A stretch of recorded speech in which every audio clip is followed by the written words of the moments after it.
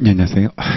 사회자 강의 진행하도록 자, 오늘 그 채권의 소멸, 변제 부분부터 정리하겠습니다. 변제, 대물변제, 공탁상계 이렇게 네 가지 나오는데, 변제하고 상계 중심으로요, 두 가지 중심으로 이렇게 정리하고, 중간에 있는 거는 조문만 빠르게 정리하도록 하고, 오늘은 채권 강론 문제로 이래 넘어가서 이제 채권 각칙들, 논점들 이래 정리해 드릴 테니까, 각칙 정리하면, 각칙들 이래 정리하도록 하겠습니다. 자, 460조부터 변제가 나오는데 460조는 먼저 변제 제공 방법이 나오네요. 변제 제공 방법이 나오는데 이거는 저번에 그 추심점 할 때 그때 그 변제 제공 방법에 대해서는 간략하게 이래 설명해 드렸는데요.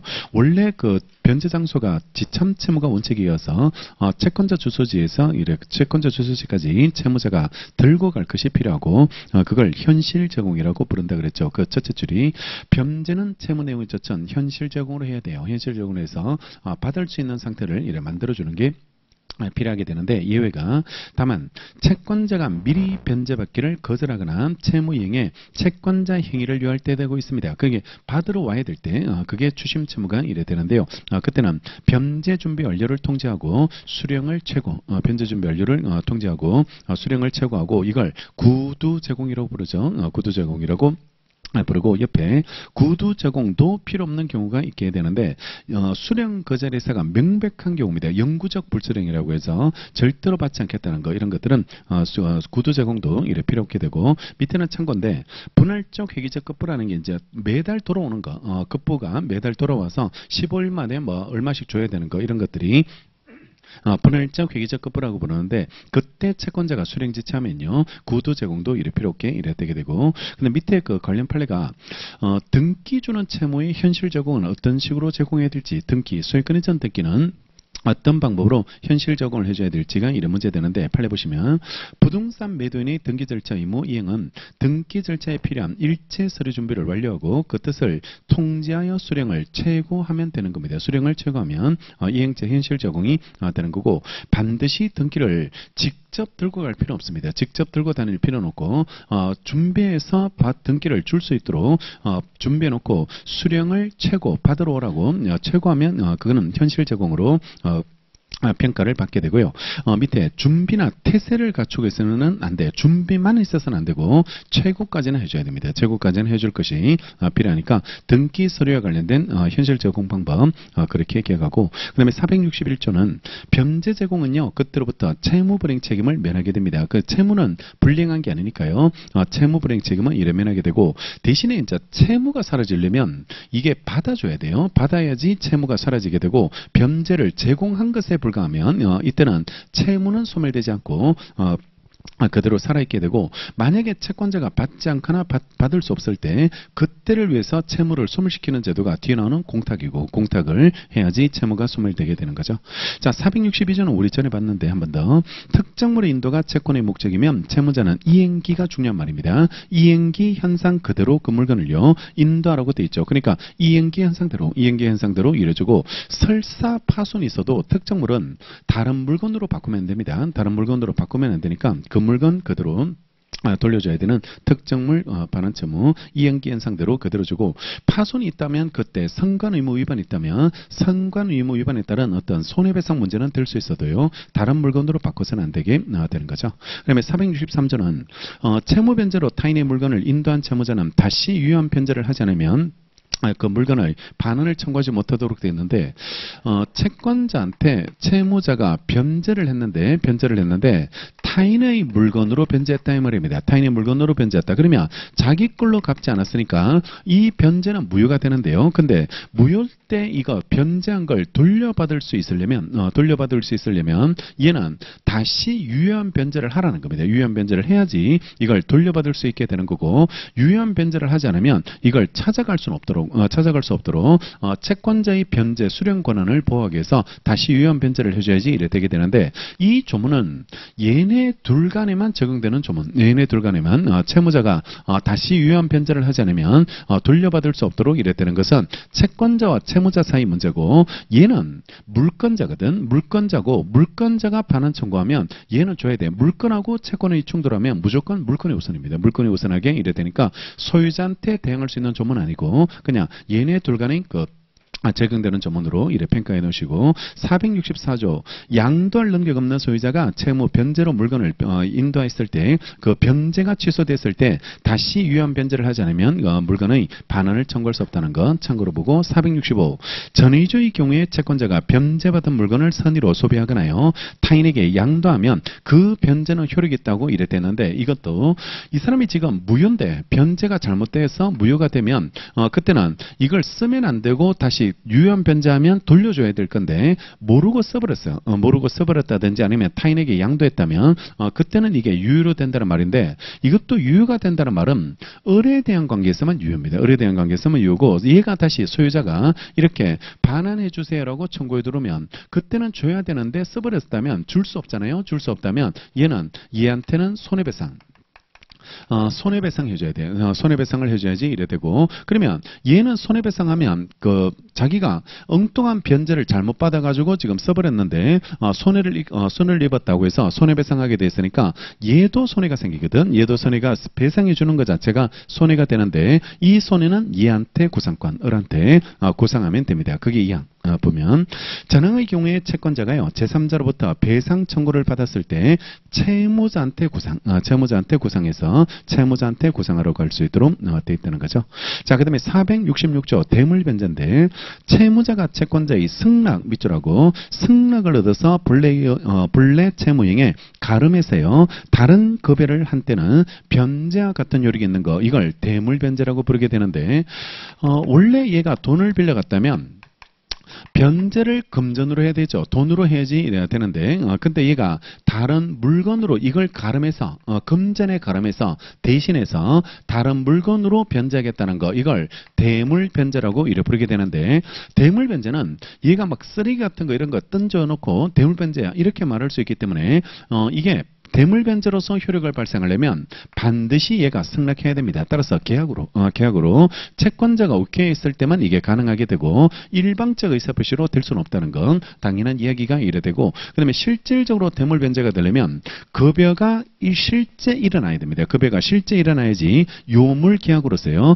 실제 급여까지 끝내야지 대물변제가 되고 약속만 해서는 안 돼요. 뭘 주기로 약속만 한 거는 대물변제가 아니고 반드시 급부가 끝나야 됩니다. 그래서 부동산 주기로 했다면 등기까지 넘어가야 돼요. 등기까지 넘어가야지 되게 될 테니까. 대물변제 가름하여 이래 넘기는 것을 기억하시고 저번에 그 가름한다 직업을 위한다 그 구분하시는 거 잘 정리해 놓고 대신 않는 거 이런 것들은 가름한 걸로 이렇게 가름하는 경우와 대신 직업을 위한 경우가 차이가 있는데 관련 노트 좀 하나 정리해 드리면 근로자가 사용자한테 임금 채권을 이래 가지고 있다든지요 아니면 일반적으로 근로자 아니어도 그냥 채권자로 할게요. 그냥 채권자가 채무자한테 어떤 일반적인 금전 채권을 이래 가지고 있게 이래 됐을 때 그럴 때 이 사람이 다른 사람한테 돈 받을 게 있는 채권이 있어요. 다른 사람한테 돈 받을 거 있는 채권이 있을 때 이 채권을 얘한테 양도해 준 게 채권 양도해 준 게 이걸 가름해서 양도한 걸로 볼 수 있을까? 가름해서 양도한 걸로. 그러니까 채권 받아야 될 사람이 다른 사람 채무자로부터 다른 사람으로부터 받을 수 있는 채권을 양도받았다는 것 자체가 바로 이걸 가름해서 받은 걸로 봐가지고 기존 채무가 사라진 걸로 볼 수 있을지가 이런 문제 되는데 판례는 이거 부정해요. 판례는 부정하니까 일반적 채권 양도받은 걸로는 이거는 기존 채권이 바로 소멸한다고 이래 볼 수 없다고 해서 이걸 함부로 대물변제로 보지 않습니다. 못 받는 채권도 꽤 있으니까요. 그러니까 이런 것들은 대물변제로 이래 평가해서는 안 된다는 게 판례 입장이 되니까 가름해서 양도한 걸로 일반적인 채권 양도는 가름한 걸로 이래 보지 않고 근로자도 그때 임금에 가름해서 다른 채권을 양도받았을 때 가름한 걸로 보지 않았죠. 가름한 걸로 보지 않고 대신 가름한 걸로 보면 무효가 되어버렸는데 다른 직업을 위하여 교부한 걸로 보면 이게 사라지지 않는다면 선택할 수 있으니까 유효로 됐죠. 무효행위 전환이 되게 될 테니까 일반적 채권 양도는 가름한 걸로 보지 않는다는 거 그렇게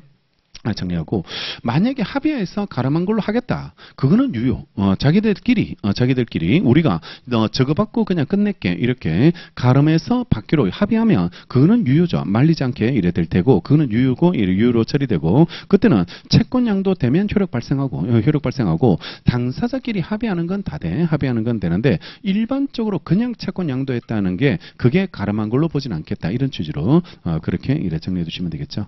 자, 그다음에 467조도 전에 봤지만 다시 1량 채무 성질이나 당사자 의사 표시로 변제 장소를 정하지 않으면 특정물 인도 기억나셔야 돼. 채권 성립 당시죠. 채권 성립 당시 그 물류된 장소에서 이래 해야 되고 지참 채무에 대한 예외다. 그지? 지참 채무에 대한 예외로서 그 물건이 있던 장소에서 변제하면 되고 자전거 빌렸던 거 그 기약이 기억하면 돼요. 자전거 빌렸던 장소에서 반납한다고 기억하고 그다음에 이거 말고는 2항 전항의 경우에 특정물 인도 이외의 채무 변제는요. 채권자의 현 주소 이게 지참채무죠.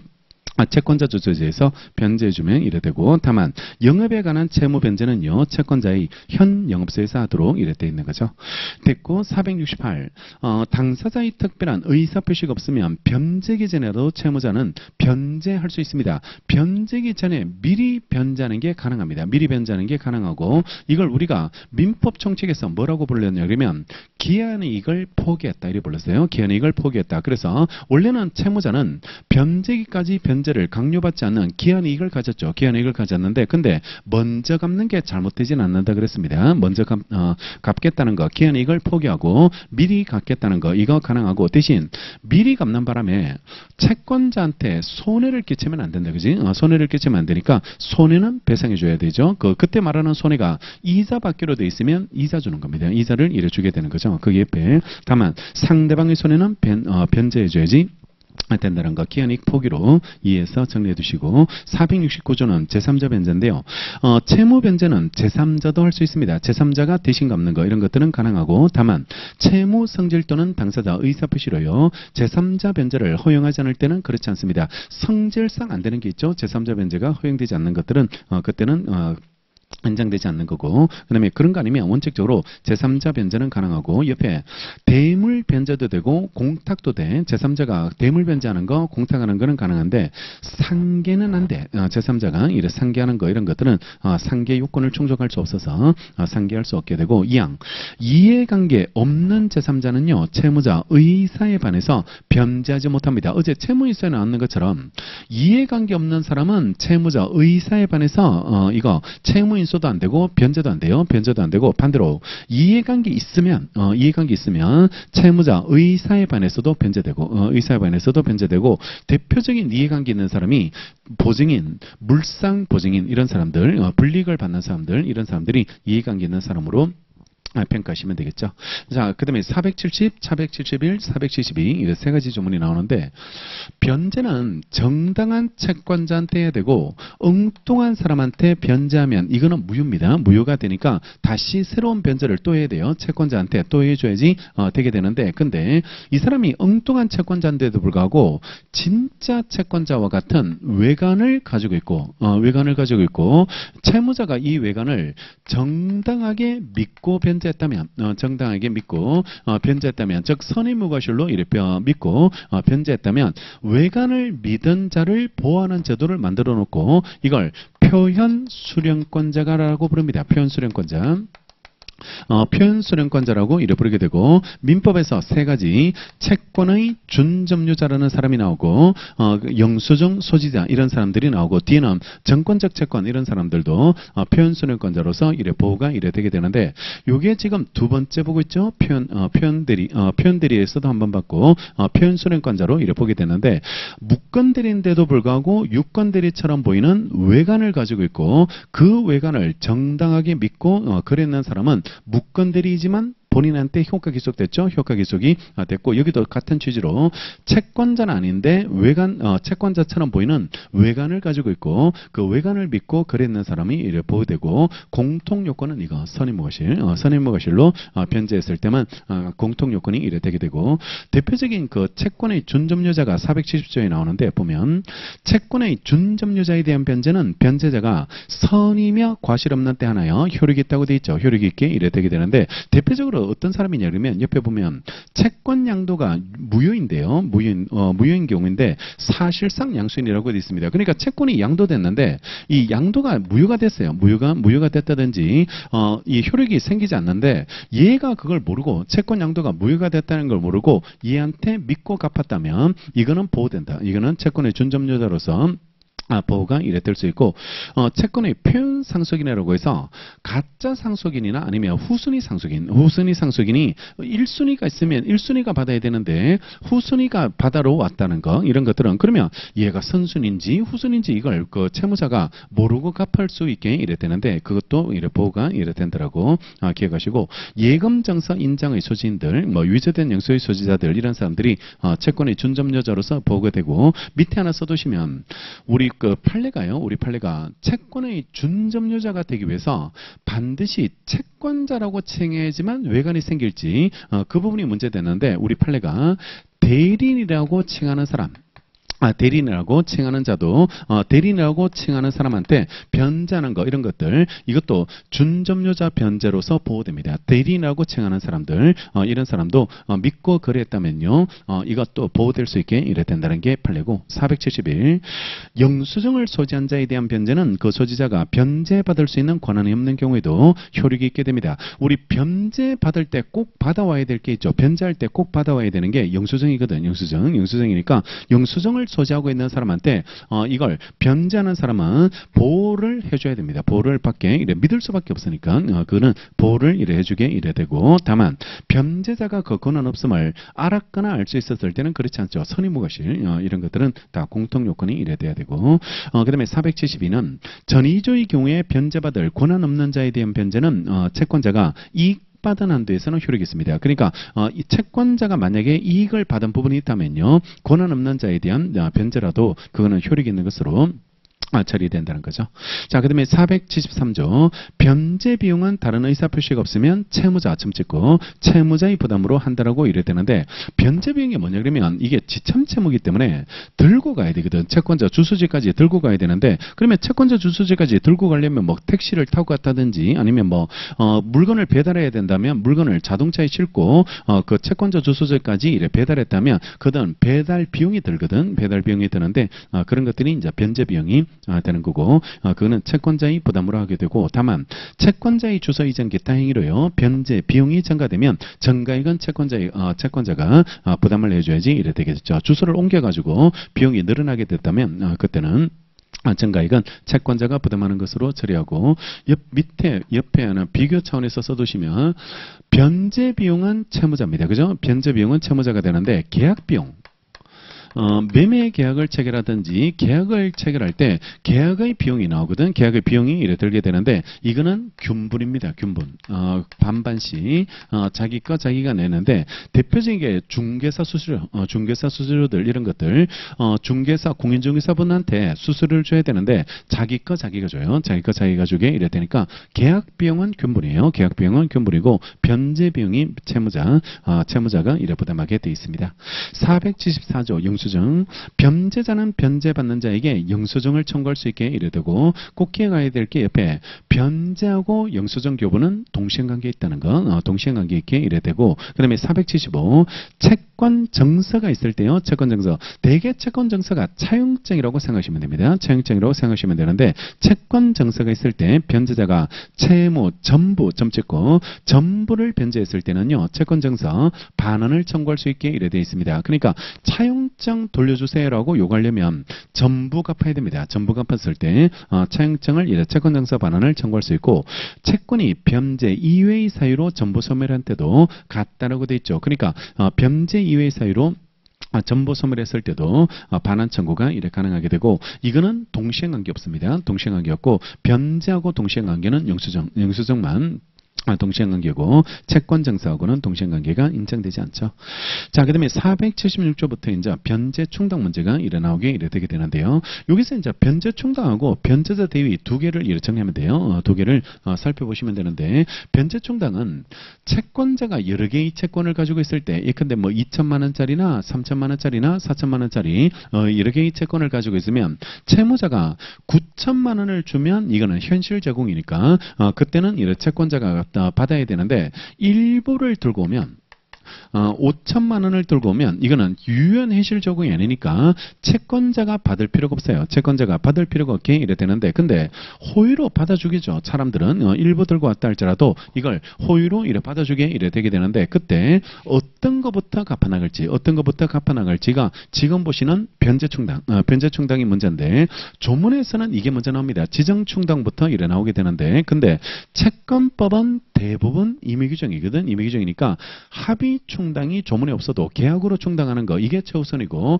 합의 없을 때 조문에 따라서 지정 충당이 적용되고 지정도 없으면 법에 정한 순서에 따라서 법정 충당으로 순서돼요. 충당으로 충당이 되게 됩니다. 그래서 합의, 지정, 법정 이 순서에 따라서 충당하고 이 합의 충당은 당사자가 합의로 충당하기 때문에 자유롭게 계약하면 되거든. 자유롭게 계약하면 되는데 지정부터는 우리 민법이 반드시 순서에 따라서 충당하라고 순서를 규정해 놨는데 비용이 있으면 비용을 먼저 충당하고 이자가 있으면 이자를 갚아 나가야 되고 그 다음에 원본을 갚아야 됩니다. 원본을 갚아야지 이래 되게 되는데 합의는 바꿀 수 있어. 합의로는 원본부터 먼저 갚겠다 합의하는 거 이런 것들 다 돼. 이런 다 되고 합의 없을 때는 이 순서에 따라서 비용 이자 원본입니다. 비용 이자 원본의 순서에 따라서 충당하고 이걸 위반해서 지정하면 무효입니다. 무효가 이래 되게 되니까 비이원이라고 해서 기억하고 합의 충당은 다 되는데 딱 하나 안 되는 게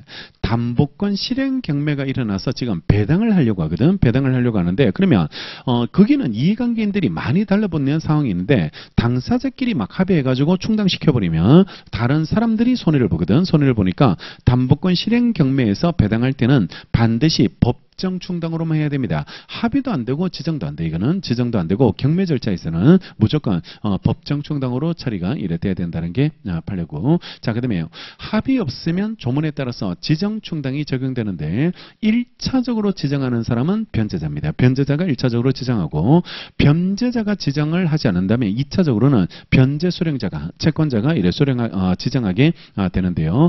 변제자가 지정할 때는 이의제기 못해. 수령자가 왜 그거부터 갚는지 이런 것들은 변제자가 결정하기 때문에 이의제기가 안 되고 변제 수령자가 지정하면 그때는 변제자가 이의제기할 수 있습니다. 이거는 그거부터 갚지 말라고 이의제기가 가능하고 이때 이 사람이 이의제기했을 때 다시 지정하는 게 아니고 법정 충당으로 갑니다. 법정 충당으로 이렇게 하게 처리되니까 법정 충당에 따라서 처리한다고 기억하시고 법정 충당이 조문에 나와요. 법정 충당이 조문에 나오는데 2천짜리, 3천짜리, 4천짜리 이런 게 있을 때 무조건 이행기 도래한 것부터 그러니까 다른 거 이율이 있는 거 이런 거 보지 말고 이행기 도래한 거 도래하지 않은 게 있으면 무조건 이행기 도래한 거부터 충당을 하게 이래 되고 모두 도래 안 했거나 모두 도래했다면 이걸 가지고 해결할 수 없을 때 그때는 변제익을 가지고 따지게 이래 돼서 변제익이 많은 것부터 처리되는데 이게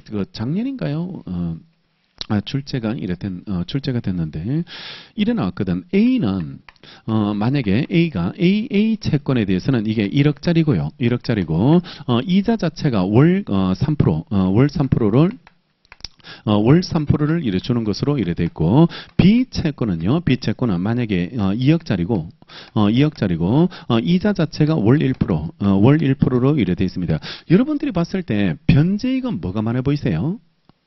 A가 많아 보이세요? B가 많아 보이세요? 그러니까 원금이 높은 게 변제익이 많은 거예요? 아니면 이자가 많은 게 변제익이 많은 걸까? 어떤 것부터 먼저 갚는 게 여러분들이 채무자면 어떤 걸 먼저 갚는 게 유리할까? 이런 게 따지거든. 채무자한테 유리한 걸 가지고 변제익을 따지게 이래 되게 되는데 아직까지 이래 돈을 안 빌려봐가지고 이걸 잘 모를 수 있을 건데 이자 나가는 게 피말르기 때문에 이게 이자 높은 게 채무자한테는 변제익이 많은 겁니다. 이게 변제익이 많게 이래 되게 되니까 그러니까 고율의 이자부터 갚아야 돼. 고율의 이자부터 이래 갚아야지 이래 되게 되니까 그러니까 이율이 높은 거 이거부터 먼저 갚아 나가는 것으로 이래 처리되고 이걸 변제익이 높고 이걸 자꾸 보더라고. 이거 원금을 자꾸 보시던데요. 원금 자체를 먼저 보는 게 아니고 이율이 높은 것부터 그거부터 이제 먼저 갚아 나간다. 이게 이자가 많거든. 이자가 많은 게 이래 되게 되니까 그런 것부터 갚아 나가야 되겠죠.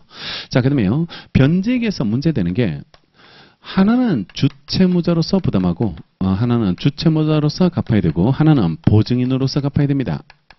보증인으로서 이래 갚아나가야지 이래 되게 되는데, 하나는 주채무자고 하나는 보증채무자로서 부담해야 되는데 어떤 것부터 갚아나갈지, 어떤 게 변제액이 많을지 그 부분인데, 이게 변제액이 많습니다. 주채무자로서 갚는 거. 왜냐하면 보증인은 그 구상권도 있고 뭐 한번 거절해 볼 수도 있고 이런 것들이 있으니까 보증채무보다는 주채무자로서 부담하는 게 변제액이 많고, 시험은 이게 나오는데요.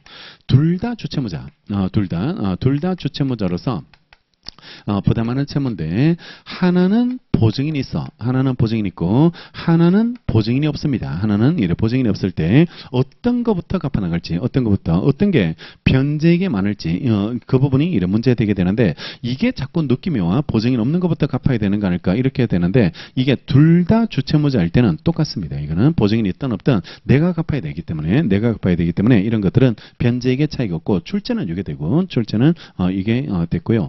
그 다음에 물상 보증인이 있고, 하나는 물상 보증인이 없을 때의 문제인데, 보증인과 물상 보증인은 똑같은 지위야. 똑같은 지위가 되니까 이 판례는 같은 겁니다. 같은 걸로 이래 처리하셔서 보증인 없는 거, 보증인 없는 거 이 느낌하고 같은 느낌으로 풀어주면 이래 되게 되고, 이것까지 같아.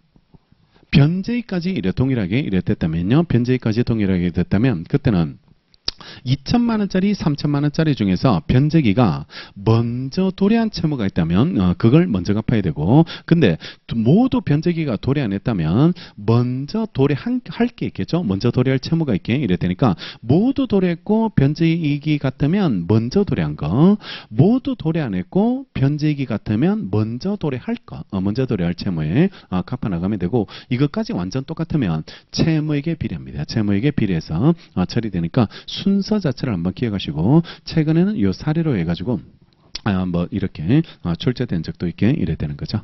자, 476조 지정부터 나오는데요. 조문이 없어도 합의가 최우선입니다. 자, 조문이 없어도 합의가 계약으로 충당하는 게 최우선이고, 합의 없을 때 지정으로 넘어가서 처리가 이래 되는데, 1항요.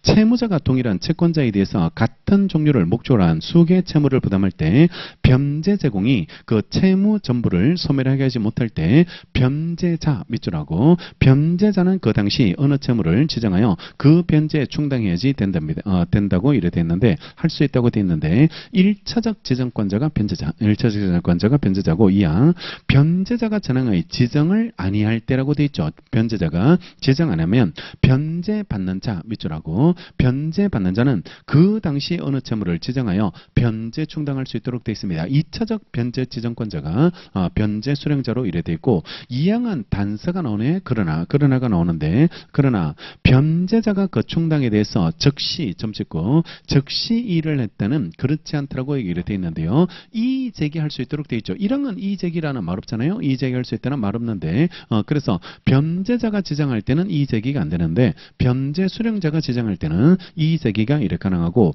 이 이의 제기를 언제 해줘야 될지가 문제되는데, 즉시 해야 됩니다. 즉시 변제받는 즉시 이의 제기를, 충당하는 즉시 이의 제기를 하고, 담배 한 대 피고 생각하고 이의 제기하면 안 돼. 이렇게 그렇게 하시고 즉시 해줘야 된다. 그렇게 생각하시면 되고, 그다음에 3항 전이항의 변제 충당은 상대방에 대한 의사표시를 합니다. 의사표시로 하게 이래 되게 되니까 그 논점 기억하시고, 옆에 그 판례들 경매할 때는 법정 충당으로만, 지정 충당할 때는 변제자가 지정을 먼저 하고, 수령자가 2차적으로 이래 제정하고, 수령자가 지정할 때는 이의 제기된다는 거 그걸 기억하고, 이의 제기하면 법정이에요. 법정으로 내려가니까 다시 지정하는 게 아니고 이의 제기하면 법정으로 갑니다.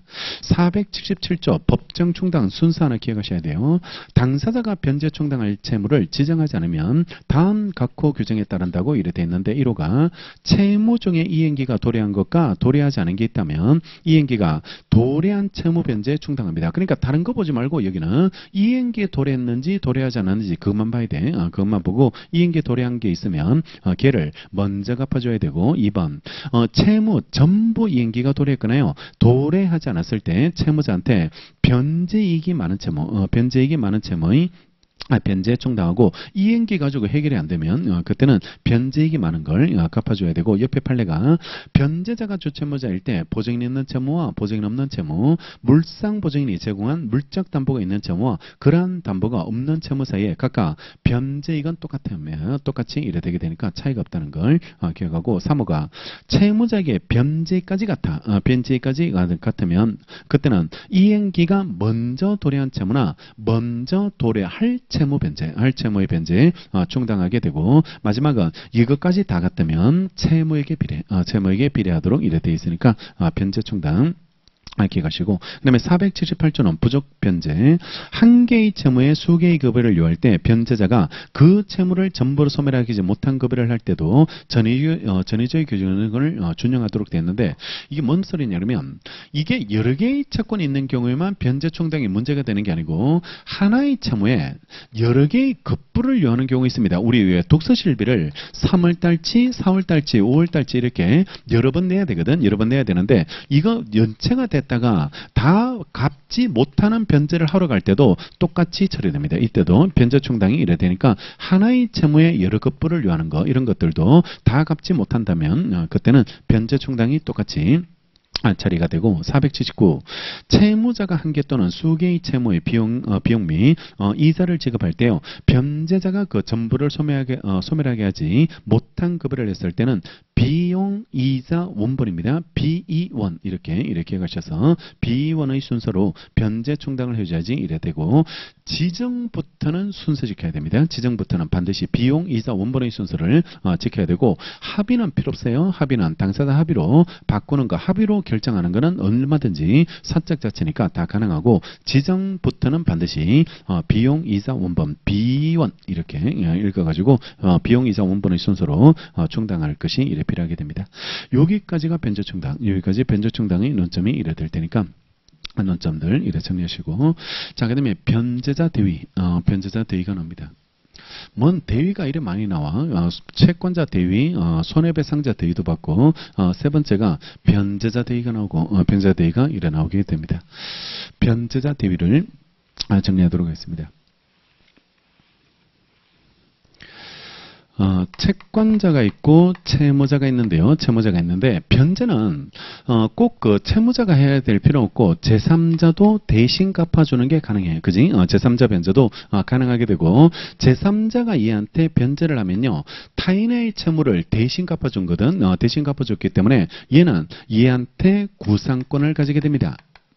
구상권을 이렇게 행사할 수 있게 이래 되게 되는데, 근데 이 구상권을 제대로 확보해 주기 위해서요. 제대로 확보해 주기 위해서 종전 채권자가 채무자에 대해서 갖는 권리를 이전시켜 주는 제도를 변제자 대위라고 부릅니다. 변제자 대위라고 이래 되게 되는데, 어떤 권리가 이전되면 병이 구상권을 확실하게 받을 수 있냐 그러면, 만약에 얘가 저당권 같은 걸 설정하고 있다면,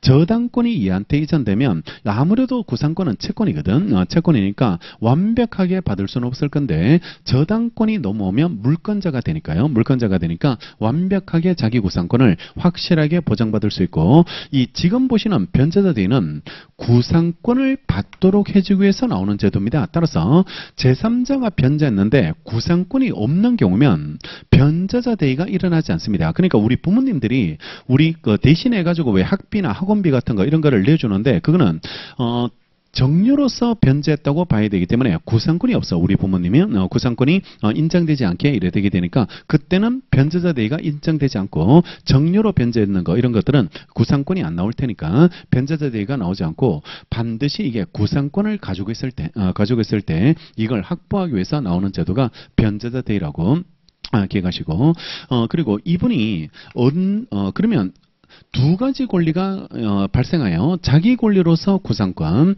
채권자 권리가 이전돼서 오니까 변제자 대위도 가지고 있고, 그러면 이 두 개를 선택해서 행사하면 됩니다. 선택해서 행사해서 자기 구상 받을 수 있는 범위 내에서 행사할 수 있도록 이래 돼 있고, 병이 어떠한 지위에서 변제하는지에 따라서 종류가 법정대위라는 것도 있고, 법정대위라는 것도 있고, 임의대위라는 것도 있고, 임의대위라는 것도 있게 되는데, 법정대위는 변제할 정당한 이익이 있는 사람.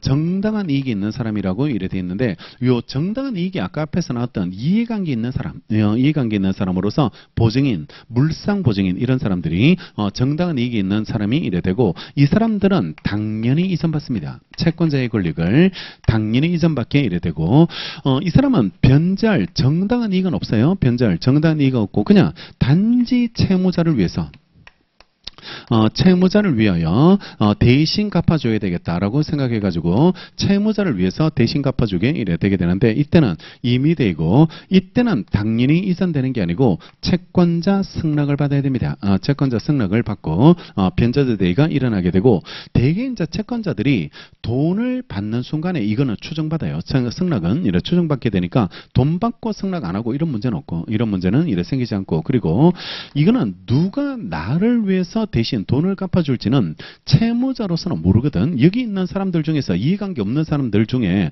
누가 나를 위해서 대신 갚아줄지 이런 것들은 알 수 없는 부분이니까 어제 봤던 채권 양도 대항 요건을 갖춰줘야 됩니다. 저 사람이 갖고 갔어요. 이런 것들을 알려줄 것이 필요하니까 이거는 채권 양도 대항 요건까지 충족할 것이 이래 필요하게 됩니다. 요게 종류가 여기까지 이래 보시면 되겠죠. 자, 먼저 480 이미 뒤부터 나오네요. 채무자를 위하여 밑줄하고, 위하여 변제할 때는 변제와 동시에 채권자 승낙 밑줄하고, 승낙을 얻어야지 채권자를 대여할 수 있도록 되어 있고, 여기는 이항 전항의 경우에는 450조 내지 452조 규정을 준용하도록 되어 있습니다. 채권 양도 대항 요건 통지 승낙을 해줄 것을 이래 요구하고 있게 되고, 그 다음에 481 변제할 정당한 이익이 있는 자, 정당한 이익 밑줄하고, 정당한 이익이 있는 사람은 변제로 당연히 밑줄하고 당연히 채권자를 대위하도록 돼 있고, 불이익을 받는 사람들입니다. 보증인, 물상보증인, 연대채무자들 이런 사람들은 불이익을 받기 때문에 당연히 채권자를 대하게 됩니다. 종류가 두 개, 법정 대위도 있고 임의 대위도 있다라고 이렇게 가고, 자, 그 다음에 482조는 변제자 대위 효과가 나오는데요. 1항이 전의조의 규정에 따라서 채권자를 대의한 사람은 자기 권리에 따라서 구상할 수 있는 범위 내에서요, 채권 및 그 담보에 관한 권리를 행사할 수 있습니다. 그러니까 구상권 확보 때문에 나오는 제도니까 구상권 범위 내에서는요, 이거 채권과 담보에 관한 권리를 이래 행사할 수 있고, 그 다음에 2항 전항의 권리 행사는 다음 각호 규정에 따른다고 이래 돼 있는데, 이 대의자가 여러 명 있을 때가 있거든. 대의자가 여러 명이 있을 수가 있게 이래 되는데, 거기에 관한 관계 조문들을 여기 2항에서 규정해 놨는데, 1호가 보증인은 미리 동그라미하고 미리 전세권이나 저당권 등기에 그 대의를 부기하지 않으면 전세물이나 저당물의 권리를 취득한 제3자한테 채권자를 대위하지 못하도록 되어 있습니다. 대위하지 못하도록 이래 돼 있는데요. 잘 이해하셔야 돼요. 만약에 채권자가 만약에 채무자한테 돈을 1억을 빌려주고 여기에다가 저당권을 설정하고 여기에 보증인까지 있는데요. 보증인까지 이래 세워놨거든. 보증인까지 세워놨는데, 근데 보증인이 채권자한테 1억을 갚으면 그때는 이걸 대신 갚아줬으니까 보증인은 채무자한테 구상권 행사를 할 수 있고, 이 구상권 확보를 위해서 채권자의 권리가 이한테 이전되는데, 이런 거 저당권이 이전될 건데 이거는 당연히 이전되죠. 법정 대위로서 당연히 이전되게 이래 되게 되는데, 근데 이 사람이 변제하고 나서요. 변제하고 나서 이 저당권이 설정된 부동산을 삽니다. 얘가 매입하게 되는데, 이 사람을 저당권 설정된 부동산을 사는 사람을 우리 민법에서 제3취득자라고 부르거든. 제3취득자라고 이래 부르게 이래 되게 되는데, 제3취득자 병이 을한테는 당연히 대위하기 때문에 을한테는 바로 저당권을 실행하면 되는데, 병이 얘한테 대위하려면, 제3취득자 얘한테 대위하려면 이 사람이 소유자가 되기 전에 미리 등기를 하고 있어야 돼. 뭐 어떤 등기? 저당권이 이전됐다는 거. 부기등기거든. 부기등기. 저당권이 이전받는 것을 부기등기라고 부르게 되는데, 이 저당권이 얘한테 이전됐다는 등기를 해야지 대위할 수 있게 되고, 만약에 이거 등기 안 하면 이거 대위 못해. 대위를 이래 못하게 되게 됩니다. 왜냐 그러면 대개 우리가 부동산 살 때요. 부동산 살 때 등기부를 떼보거든. 등기부를 떼보고 그다음에 등기부에 얘가 등기돼 있고 이 사람이 등기가 안 돼 있으면 저당권이 얘 이름으로 돼 있다는 말이거든. 얘 이름으로 돼 있어요. 그러면 사는 사람은 얘한테 물어봐요. 당신 얼마 받아야 됩니까? 라고 이래 물어보게 이래 되게 되는데 얘는 이미 다 받았거든. 이미 다 받았으니까 저는 받을 게 없는데요? 라고 말해버립니다. 받을 게 없는 거. 그러면 이 사람은 깨끗한 부동산이구나. 여기는 저당권이 말소가 안 돼서 그렇지 아무런 저당권이 없는 깨끗한 부동산인 줄 알고 돈을 다 주고 샀는데 갑자기 얘가 나타나서 자기가 저당권이다 이렇게 말해버리면 이 사람한테 예상치 못한 불이익을 주게 되거든. 불이익을 주게 이래 되게 되니까 이거 부기등기를 미리 하고 있어야 됩니다. 부기등기를 미리 하고 있어야지만 대위가 이래 가능하고 이거 안 하면 대위를 못하게 이래 되게 되는데 하나 조심해야 될 게 작년에는 어떤 판례가 나왔냐 그러면 이 사람은 그러면 언제나 부기등기를 해야지만 얘한테 대위할 수 있을까? 제3취득자한테 대위할 수 있을지가 이런 문제 되는데 필요 없는 경우가 하나 있어. 필요 없는 경우가 하나 있게 되는데 어떤 경우가 필요 없냐 그러면 얘가 먼저 소유자가 되고 얘가 먼저 소유권을 취득하고 그 다음에 얘가 갚았을 때 그 다음에 얘가 이렇게 갖게 된다면 그러면 제3취득자는 이미 저당권의 존재를 인식하고 사는 사람이거든. 인식하고 사는 사람이니까 이거 저당권자가 받을 게 있다는 걸 예상하고 샀기 때문에 나중에 얘가 갚아서 저당권이 얘한테 이전되더라도 이거는 부기등기 안 해도 불척의 손해를 주는 게 아니야. 불척의 손해를 주는 게 아니기 때문에 이때는 부기등기 필요 없다. 이때는 부기등기가 필요 없으니까 보증인이 먼저 변제하고 났을 때 먼저 변제하고 그 다음에 제3취득자가 취득할 때 그때는 취득하기 전에 미리 부기등기를 하고 있어야지 대위가 되는 거고 반대로 제3취득자가 먼저 소유권을 취득하고 그 다음에 얘가 갚았을 때는 등기할 필요 없습니다. 이거는 등기 안 해도 당연히 대위할 수 있게 이래 되니까 인식을 보호하는 제도야. 인식을 보호하는 제도. 내가 알고 샀는지 모르고 샀는지 깨끗한 부동산인 줄 알고 샀는지 아니면 저당권이 있는 부동산인 줄 알고 샀는지 이게 천지 차이거든요. 매매할 때 천지 차이가 되고 빼고 살지 아니면 뭐 다 줄지 이런 것들이 다 얘네들 관계에 다 결정되게 되는데 갑자기 느닷없이 이상한 사람이 나타나가지고 나한테 갚아라 이런 이야기 못하게 만들겠다는 거 그게 여기서 말하는 내용이 이래 되게 되니까 필요한 경우 필요 없는 경우 이렇게 누가 먼저 소유자가 됐는지에 따라서 구분해서 이래 정리해놓고 되게 상식적이다 그지 상식적으로 이래 당연히 그런 것들을 갖출 것이 필요하다라고 기억하고 2번 별표하고 2번 별표하고 그러니까 억지로 위하려고 하지 말고 정말 한 번씩 이래 사봤다든지 이게 사면 되게 공부가 잘 될 것 같은데 그지 한 번에 이래 실질적으로 거래를 해본다든지 이런 거 하면 이래 잘 될 것 같은데 근데 우리 왜 옛날에 원시제 석기시대 철기시대 이런 거 공부할 때 언제는 돌도끼 본 적 있나 너네들 아니면 돌도끼는 아니면 빗살무늬 토기는 보고 공부했니 그러니까 그런 것들 안 봐도 공부 잘하잖아요. 공부 잘하고 네안데르탈인은 만날 적 없어도 우리가 외우고 있는 것처럼 그런 것들 상식적으로 생각해 가지고 이해하시면 되겠죠. 2번 별표하고 2번 별표하시면 형사소송은 그러면 어떻게 공부해야 돼? 형사소송은 범죄를 한번 저질러야 돼. 형사소송을 다 이해할 수 있을까?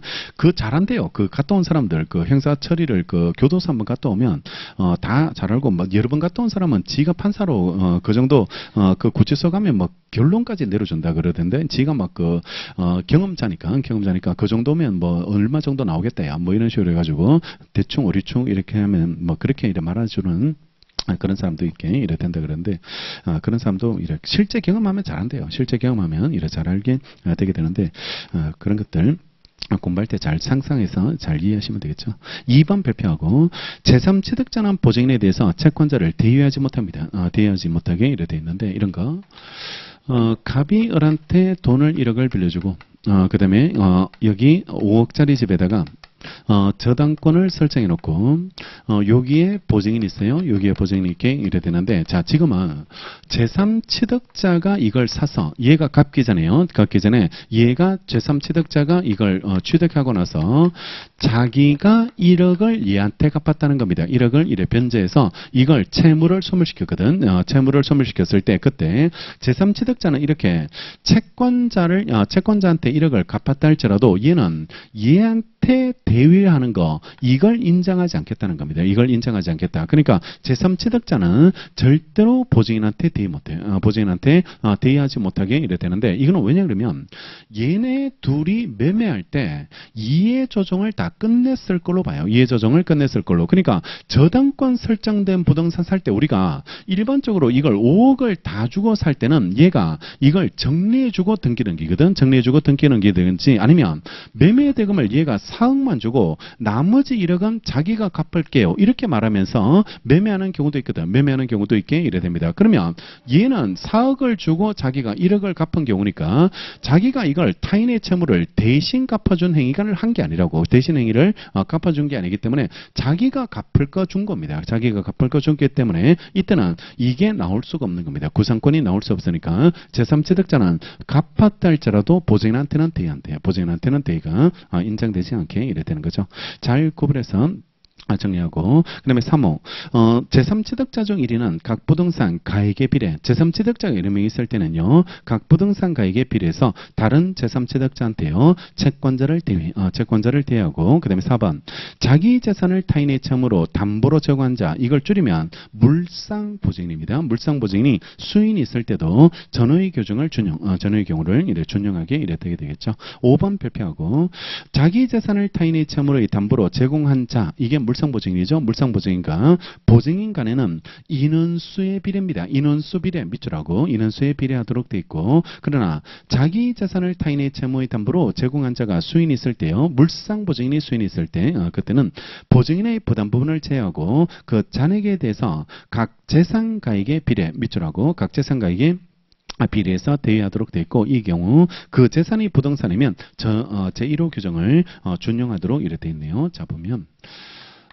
갑이 을한테 1억 2천을 빌려주고 1억 2천을 이래 빌려주고 A와 B가 보증을 쓰고 A와 B가 이래 보증을 썼고요. 보증을 쓰고 그 다음에 C와 D가 물상 보증을 썼는데요. 물상 보증을 썼는데 이 C는 8천만 원짜리 부동산에다가 저당권을 설정했고 이 D는 4천만 원짜리 부동산에다가 저당권을 설정했는데 얘가 채권자한테 1억 2천을 변제하면 채권자한테 1억 2천을 변제하면 그러면 주채무자한테 1억 2천 구상권을 행사하면 돼. 주채무자한테 1억 2천을 구상권을 행사하면 되는데 근데 이 구상권 확보를 위해서 종전 채권자의 권리가 얘한테 이전되는 권리도 나와. 그게 변제자 대위고 변제자 대위로서 종전 채권자의 권리가 구상권자에게 이전되기 때문에 이 A는 B, C, D한테도 구상할 수 있게 되거든. B, C, D한테도 구상할 수 있게 되는데 얼마씩 구상할까 이 말입니다. 얼마씩 구상할지 그걸 지금 5호에서 해결합니다. 5호에서 해결해서 보증인도 있고 물상보증인도 있을 때 얼마씩 대유할지가 이런 문제가 되는데 첫 번째는 얘네 둘의 관계는 인원수에 비례하라고 돼 있죠. 인원수에 비례하고 돼 있습니다. 그러면 보증인 2명이고 물상보증인 2명이잖아요. 2명이니까 1대 1이고 정수로 바꾸면 2분의 1, 2분의 1이니까 얘네들이 6천. 얘네들이 6천입니다. 6천이 이래 되게 되니까 인원수에 비례해가지고 1대1로 6천씩 나누면 되고 자 그 다음에요. 공동보증인 관계 기억나요? 공동보증인 관계 어제 했지만 공동보증인이 여러 명 있어요. 보증인이 여러 명 있는 공동보증에서 얘네들의 관계를 어떻게 볼지가 문제되는데 어제 분할채무로 봤죠. 분할채무로 이래 봐가지고 3천, 3천입니다. 그러면 B한테는 자동 3천. B한테는 자동적으로 이래 3천 되고 그 다음에요. 물상보증인이 여러 명 있잖아요. 물상보증인이 여러 명 있으면 보증인의 부담 부분을 제외하고 남는 거 6천치를 얘네들은 각 재산 가액에 비례하라고 돼 있죠. 각 재산 가액에 비례하라. 그러면 8천, 4천이잖아요. 8천, 4천이니까 2대 1이 되는 거고 정수로 바꾸니까 3분의 2, 3분의 1이 되네요. 3분의 1이 되게 되니까 그러니까 얘는 4천을 부담하면 되고 얘는 2천을 이렇게 부담하면 되니까 이렇게 부담하고 모자라는 3천은 을한테 받아오면 돼. 을한테 이렇게 받아오면 될 테니까 이렇게 변제의 대위가 일어나게 이래 된다는 거죠. 조문들 잘 정리하시고 1호하고 5호까지 이래 그 관계들을 변제의 대위를 잘 기억하시면 되고 483조 일부 대위 보겠습니다. 1항 채권의 일부에 대해서 대위 변제가 있을 때 대위자는 그 변제한 가액에 비례해서 채권자와 함께를 동그라미 하고 함께 그 권리를 이래 행사하라고 이래 돼 있는데요. 갑이 만약에 을한테 5천만 원을 빌려주고 그 다음에 X 부동산에다가 저당권을 설정했는데 이게 너무 가격이 얼마 안 되니까요. 얼마 안 되니까 보증인도 세워둡니다. 보증인도 세워두는데 근데 이 보증인이 채권자한테 이렇게 변제하면 당연히 법정 대위가 일어나서 변제자 대위가 일어날 건데 근데 이걸 일부만 갚았어요. 3천. 3천만 갚게 됐습니다. 그러면 일부만 갚더라도 3천치는 채무가 소멸되니까 당연히 3,007을 구상할 수 있거든. 그 3,007을 구상할 수 있게 되는데 문제는 얘도 2,000을 더 받아야 돼. 그지? 채권자도 2,000을 아직 덜 받았으니까 채권자도 2,000을 더 받아야 되게 되니까 얘도 2,000 받아야 되고 얘는 3,000을 구상할 수 있게 이래 되는데 어떻게 받을지가 문제되는데 우리 민법이 함께 권리를 행사하라. 함께 권리를 행사하라고 이래 돼 있는데 이게 국어적 표현이 함께 이렇게 하니까 뭔가 되게 평등해 보여. 그지? 뭔가 되게 평등해 보여가지고 되게 손잡고 같은 뭐 따뜻한 느낌 이런 느낌을 이뤄주게 되는데 채권자와 보증인은 겸상이 안 돼. 얘네들이 겸상이 안 되고 이게 채권자가 보증인하고 같은 지위를 인정받을 수 없어. 같은 지위를 인정받을 수 없고 얘도 지금 갚아야 되는 사람이거든. 갚아야 되는 사람이 이래 되게 되니까 그러면 왜 조문에서 함께라고 했냐 그러면 얘 혼자 행사하는 걸 방지하기 위해서 채권자가 행사할 때 얘가 따라 들어갈 수 있다. 이런 의미에서의 함께지 대등한 지위가 아니에요. 그러니까 대등한 지위가 아니고 그래 따라서 이거 저당권 실행하니까 2,000이 나왔거든. 2,000이 나왔는데 그러면 이게 만약에 대등한 지위였으면 3대 2의 비율로 5분의 2, 5분의 3 이렇게 나눠야 되죠. 나눠야지 이래 되는데 그런 거 없어요. 무조건 채권자가 먼저 받아가요. 채권자가 먼저 받아가고요. 먼저 받아가고 남는 게 있으면 보증인이 받아가게 이래 되고 지금처럼 남는 게 안 없으면 얘는 못 받습니다. 얘는 이래 받을 수 없고 변제에서 이거는 항상 채권자가 먼저 받게 돼야 되는 거지 같은 지위를 인정해 줄 수는 없습니다. 보증인이 같은 지위를 인정받지는 못한다는 거 이런 것들을 기억하고 2항요. 전항의 경우에 채무불이행을 원인으로 한 계약의 해지나 해제는 채권자만 할 수 있습니다. 자, 이거 계속 나오는데 계약 당사자만 할 수 있는 거, 계약 당사자만 할 수 있는 게 취소권, 해지권 이런 것들은 계약 당사자만 할 수 있으니까 보증인은 이거 계약 당사자가 아니죠. 여기서 갑과 을간의 계약 당사자가 아니니까 해제는 채권자만 할 수 있고요. 그 다음에 채권자는 대의자에게 그 변제한 가액과 이자를 상환하라고 돼 있는데 만약에 얘가 해제해버렸을 때 이 3,000을 받고요. 3,000을 받고 이 계약을 해제해버렸다면 그러면 해제되는 순간 이 계약은 소급무효로 바뀌고 자기가 받은 거는 돌려줘야 되겠죠. 돌려줘야 되니까 3,000을 돌려줘야 되는데 이것만 주면 안 되고 해제는 돌려줄 때 이자 붙여서 줘야 돼요. 이자 붙여서 줘야 되니까 원금하고 이자를 함께 돌려줘야지 이래 되게 됩니다. 그래서 해제는 채권자만 할 수 있고 만약에 채권자가 해제해버렸을 때 대위자에게 변제한 가액과 이자를 상환하라고 돼 있고 옆에 그 함께 이미 정리돼 있죠. 가분적 채권이라도 함께 행사하는 말이고 변제할 때는 무조건 채권자가 우선하게 이래 돼 있으니까 대등하는 게 아니에요. 대등하는 게 아니고 보증인이 우선할 수도 없게 되는 거죠. 484조 갈까요?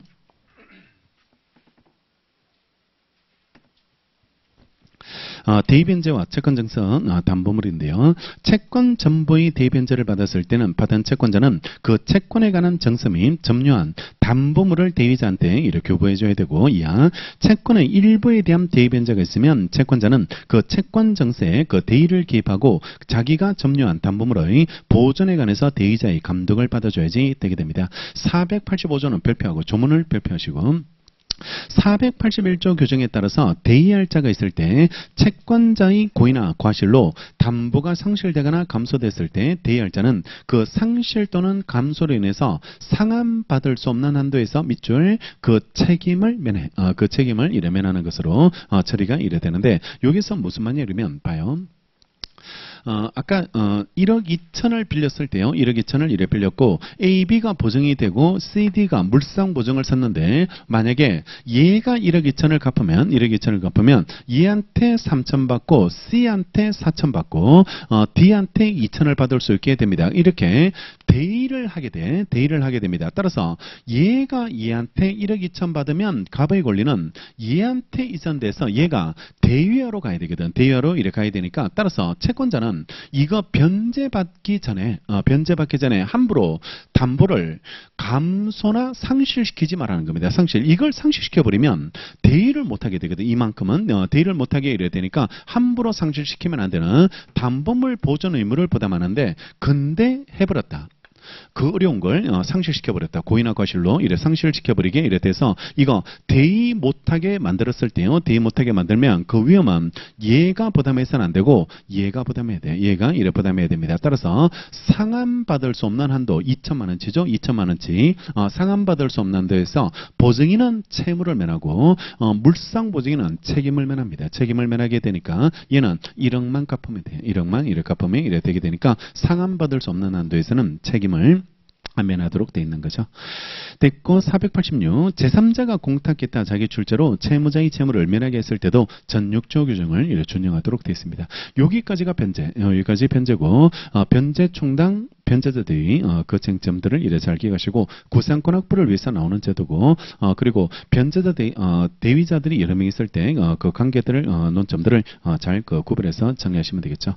자, 그다음에 공탁 봐드릴게요. 조문 공탁 487조 변제 공탁 요건이 이래 나오게 되는데 채권자가 변제받지 않거나 받을 수 없을 때입니다. 이걸 받아줘야지 내가 채권의 만족을 채무가 소멸되게 되는데 채권자가 변제를 아예 안 받거나 받을 수 없는 경우가 뭐냐 그러면 가압류입니다. 가압류돼 가지고 지급 금지 명령을 받아버렸을 때 그때는 받지 못하게 이래 되게 되는데 그때는 변제자는 채권자를 위하여 변제 목적물을 공탁해서 그 채무를 면할 수 있어요. 채무를 면할 수 있게 이래 되고 변제자가 과실 없이 채권자를 알 수 없는 경우에도 같다라고 되어 있습니다. 도대체 채권자를 찾을 수가 없어요. 채권자를 찾을 수 없을 때도 그때도 공탁할 수 있게 되는데 이게 상대권인데 이런 경우가 있을까? 채권자를 알 수 없다는 게 이런 게 가능할 수 있습니까? 라고 생각할 수 있는데 이런 거죠.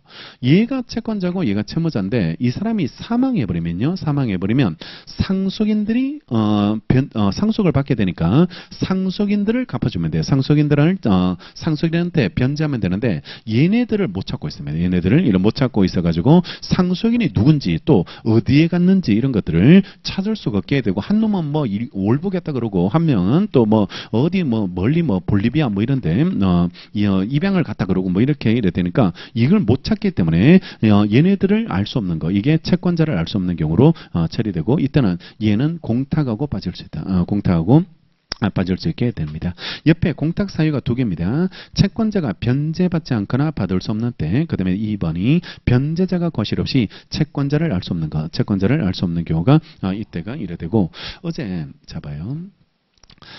갑이 을하고 양도 금지 특약을 했는데 채권 양도하지 말자 이렇게 양도금지 특약을 했는데 그걸 위반해가지고 얘가 양도해버렸을 때 위반해서 양도해버렸다면 그때 선의 제3자한테는 이걸 대항할 수 없습니다. 양도금지 특약을 대항할 수 없고 이 사람이 악의자거나 아니면 선의라 할지라도 중과실이 있으면 이게 무효가 되거든. 중과실이 있으면 무효가 이래 되게 됩니다. 자, 그러면 이게 양도금지 특약에 대해서 선의면 얘한테 대항할 수 없으니까 얘한테 갚아야 되고 악이나 중과실이 있으면요. 악이나 중과실이 있으면 이거는 무효가 되니까 얘한테 갚아야 돼. 얘한테 갚아야 됩니다. 그러면 이게 선인지 악인지 이걸 도대체가 어떻게 할까 이 말입니다. 도대체가 알 수 없으니까 그러니까 둘 중 한 놈한테 지금 갚기는 갚아야 되는데 누구한테 갚아야 될지 지금 선이면 얘한테 악이면 얘한테 이렇게 갚아야 되니까 이런 것도 채권자를 알 수 없는 겁니다. 채권자를 알 수 없게 이러니까 나는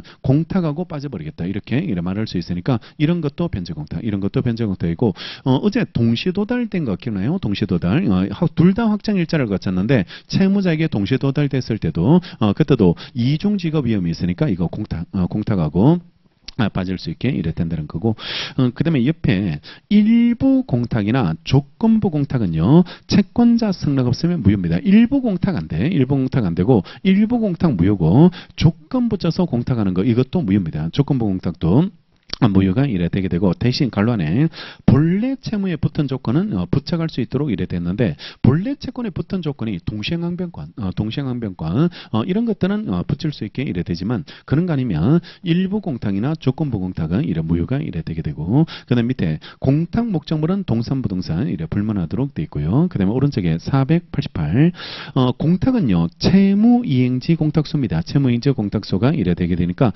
지참 채무죠. 그러니까 채권자 주소지, 채권자 주소지의 공탁소에서 공탁하면 이래 되고, 그 다음에 2항 공탁소에 관해서 법률에 특별한 규정 없으면 법원은 변제자 청구에 따라서 공탁소를 지정하고 공탁물 보관조를 선임하라고 돼 있고, 그 다음에 3항은 공탁자는 지체 없이 채권자에게 공탁 통지 알려줍니다. 받으러 오세요라고 알려주게 돼 있으니까 통지하게 돼 있는데, 자, 여기서 하나 기억하셔야 될 게, 채권자가 지금 변제를 받지 않거나 받을 수 없을 때 채무자가 변제 공탁하고 빠지거든. 변제 공탁하고 빠지게 되는데, 그때 이 법원 안에 공탁소가 따로 있어요. 법원에 이래 공탁소가 이래 따로 있는데, 여기다가 이제 공탁하거든. 공탁하게 되는데, 그러면 이 사람 채무 소멸의 효과는 언제 발생할까 이 말이거든. 언제 발생할지, 언제 채무가 소멸되는 것으로 볼지가 이런 문제 되는데, 우리 판례는 공탁하는 순간 바로 채무 소멸, 공탁하는 순간 바로 채무 소멸이고,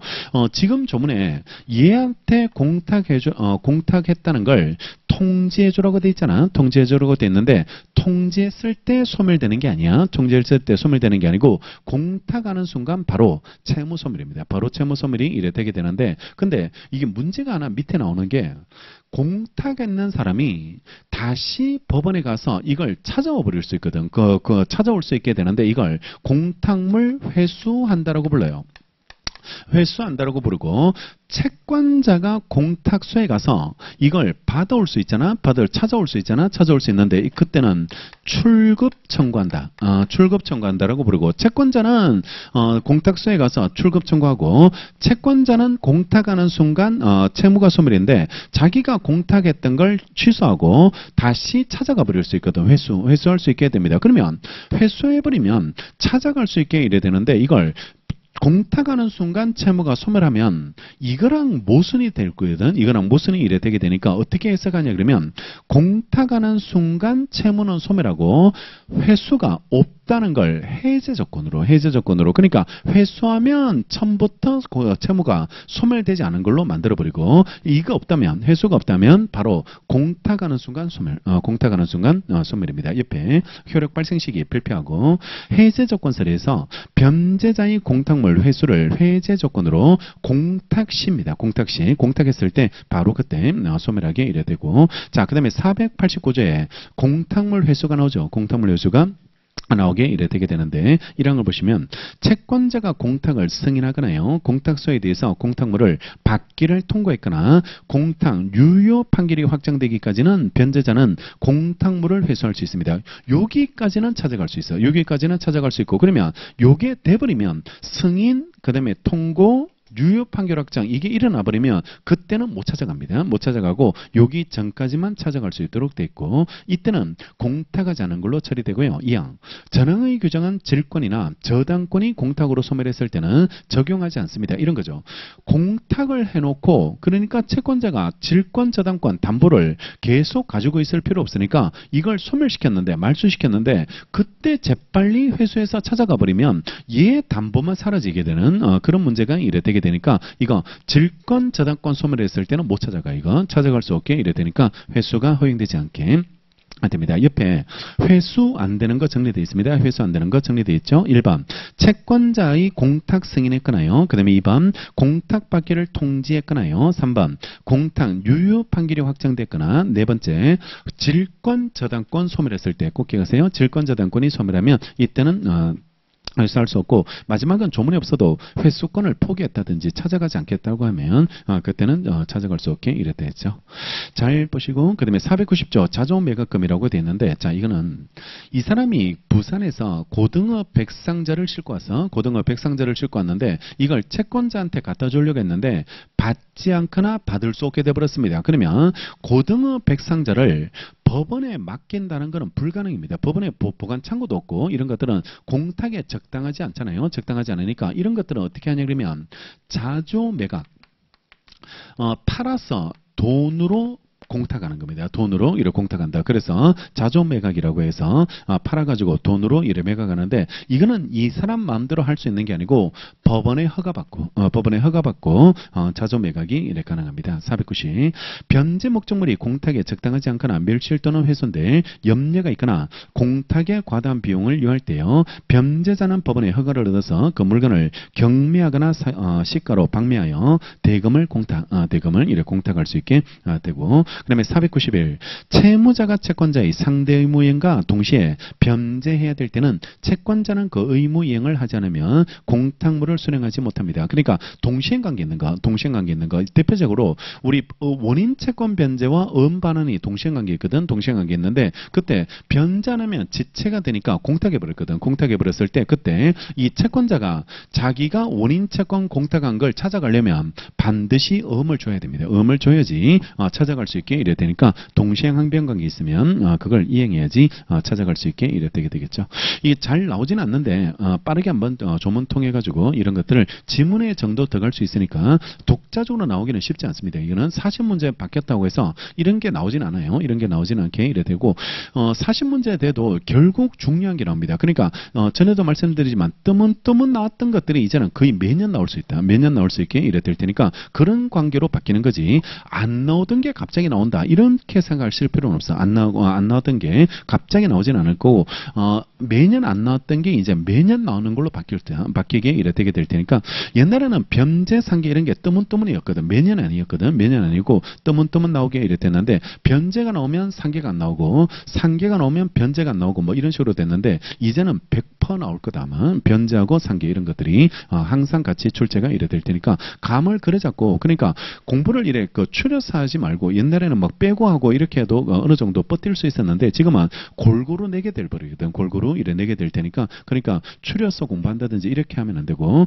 그냥 전체적으로 보는데 대신 그렇다 할지라도 막 잘 안 나왔던 것들 공탁 같은 거 이런 걸 막 머리 싸매서 이렇게 공부하지 말고 중요한 거 중심으로 변제 상계 이렇게 중요한 거 중심으로 정리하면 됩니다. 자, 그다음에 상계 넘어가야 되는데 10분 쉬었다가 상계 이래 정리하도록 하겠습니다.